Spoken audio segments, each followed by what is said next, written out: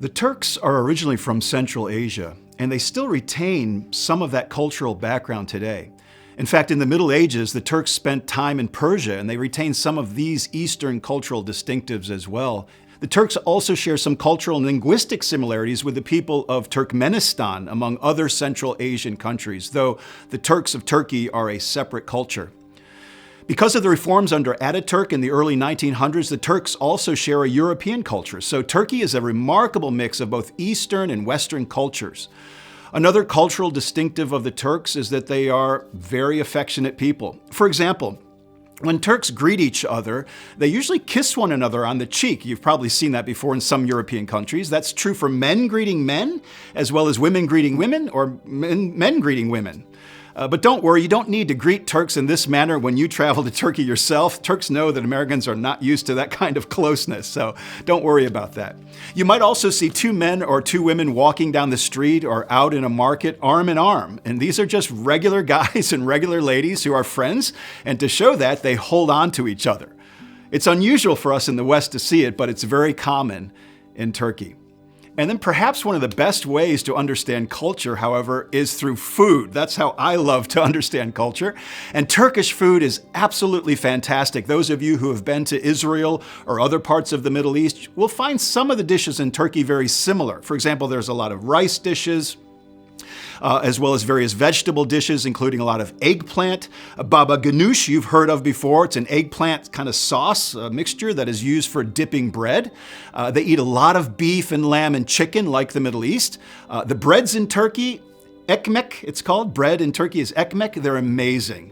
And here are some of my favorite dishes in Turkey. The first one is kofta.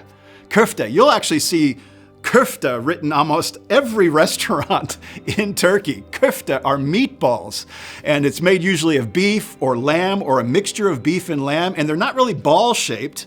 They're more flattened patties, either round or oval-shaped patties, but you will be offered kofta probably every day while you're in Turkey. My absolute all-time favorite Turkish dish, though, is manti. And manti are tiny little raviolis, a little pasta stuffed with a little bit of lamb or a little bit of beef or minced lamb. And they cover it in yogurt and then drizzle a spiced oil over it. It is absolutely wonderful. I can't get enough manti when I'm in Turkey. So I hope you get a chance to check that out. And then keshkek is great. It's beans, white beans, like navy beans, and meat in kind of a sauce or a stew sort of thing. So beans and meat together. And you'll see lots of beans, lots of lentils used in Turkey, as well as lots of soups made out of lentils and peas and that sort of thing.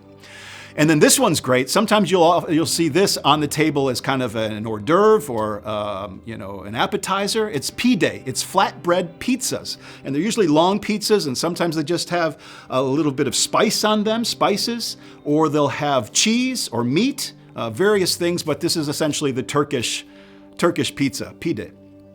And then, of course, everybody knows this and loves this, baklava. And the Turks claim to have founded baklava, although you can get baklava from Greece all the way through the Middle East, way into Persia.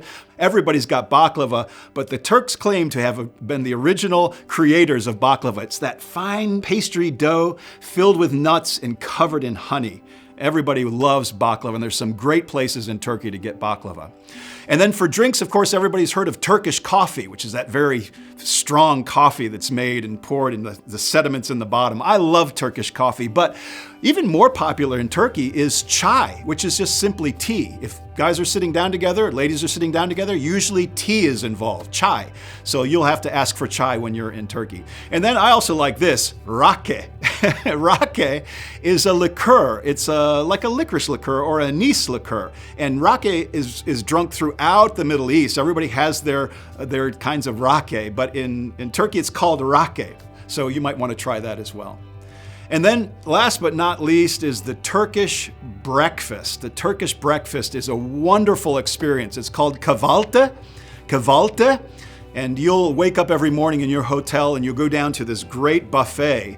A traditional Turkish breakfast consists of fresh breads, all different kinds of breads, some pita, some other baked breads with marmalades and preserves. One of my favorites is the Turkish bagel. It's a dense ring of dough covered in sesame seeds. It's really fantastic. There are also cheeses and olives and boiled eggs and cucumbers and tomatoes and yogurt with honey. And they even have a yogurt drink known as ayran, a traditional kind of salty drink that the Turks love. There are salads and veggies, and there are eggs boiled or fried on their own, or with what's called sucuk, which is a beef sausage, a little spicy beef sausage. And there's also a great egg dish known as menemen, which is similar to shakshuka, if you're familiar with shakshuka from Israel, but it's more of a scrambled egg dish filled with tomatoes and peppers and that sort of thing. So, of course, breakfast is then served with plenty of chai, tea, or coffee. So I'm excited for you to experience the culture of Turkey, the cuisine of Turkey. You're in for a real treat when you sit down to the restaurants we'll take you to, or in your hotels for the breakfast buffets or dinner buffets to try all of these wonderful new things. That's a great way to connect with Turkish culture.